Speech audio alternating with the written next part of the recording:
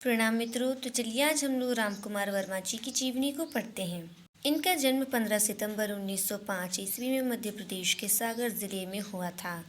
इनके पिता लक्ष्मी प्रसाद वर्मा थे जो मध्य प्रदेश में डिप्टी कलेक्टर थे।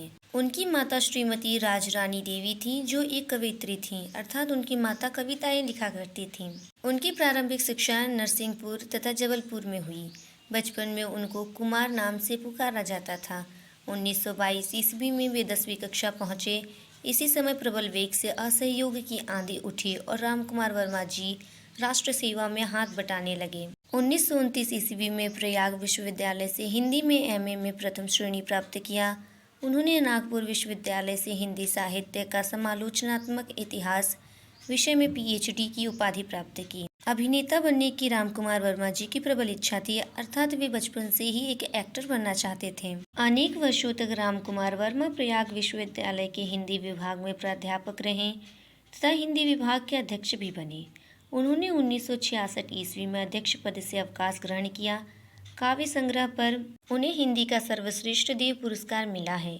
सप्तकिरण एकांकी संग्रह पर अखिल भारतीय साहित्य सम्मेलन पुरस्कार तथा मध्य प्रदेश शासन परिषद द्वारा विजय पर्व नाटक पर प्रथम पुरस्कार मिला था। वर्मा जी हिंदी एकांकी के जनक हैं। वर्मा जी ने ऐतिहासिक, सांस्कृतिक, मनोवैज्ञानिक, सामाजिक और साहित्यिक विषयों पर 150 से अधिक एकांकी लिखी। भगवती चरण वर्मा जी ने कहा था, डॉक्टर राम कुमार वर्मा रहस्यवाद के पंडित हैं। उन्होंने रहस्यवाद के हर पहलू का अध्ययन किया है, उस पर मनन किया है। 1921 तक आते आते युवक राम कुमार वर्मा जी गांधी के असहयोग आंदोलन में सम्मिलित हो गए। उन्होंने 17 वर्ष की आयु में एक कविता प्रतियोगिता में 51 रुपए का पुरस्कार जीता था। यहीं से उनकी साहित्यिक यात्रा प्रारंभ हुई। डॉक्टर वर्मा जी ने न केवल देश में बल्कि विदेशों में भी हिंदी का परचम लहराया। 1957 में वे मॉस्को विश्वविद्यालय के अध्यक्ष के रूप में सोवियत संघ की यात्रा पर गए, अर्थात वे रूस गए थे मॉस्को विश्वविद्यालय के अध्यक्ष के रूप में।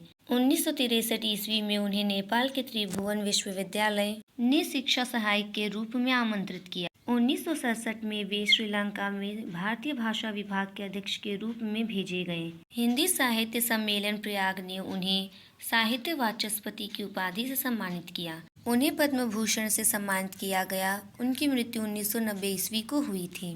तो चलिए अब हम उनकी साहित्यिक विशेषताएं देखते हैं।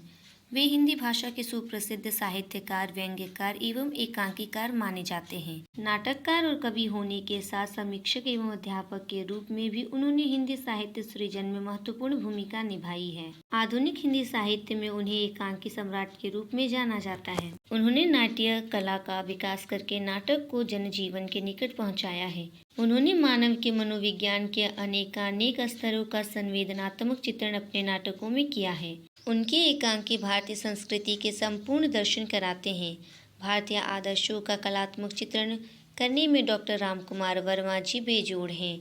उनकी एकांकियों में चारित्रिक अंतर्द्वंद है। अपने एकांकियों के माध्यम से उन्होंने आदर्श भी स्थापित किया है। उन्होंने ऐतिहासिक, सामाजिक, साहित्यिक, समस्या प्रधान व हास्य, व्यंग्यपूर्ण सभी प्रकार की एकांकियों की रचना की है, परंतु ऐतिहासिक एकांकी लेखन में उनकी प्रतिभा अधिक उभर कर सामने आई है।